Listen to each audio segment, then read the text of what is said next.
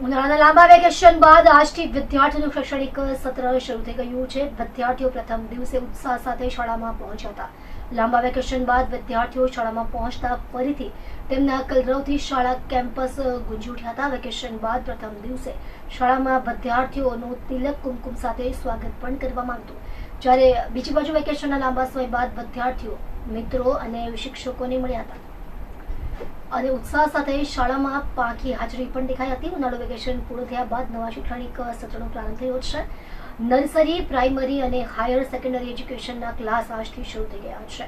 ત્યારે આજે સવારથી જ શહેરના રસ્તા ઉપર સ્કૂલ યુનિફોર્મમાં સજ્જ વિદ્યાર્થીઓની અવરજવર નજરે પડી હતી. પહેલા દિવસે નાના ભૂલકાઓ પૈકી કેટલાક રડતા તો કેટલાકના ચહેરા પર શાળાએ જવાના પહેલા દિવસના ઉત્સાહ સાથે સ્મિત કરતા પણ નજરે પડ્યા હતા.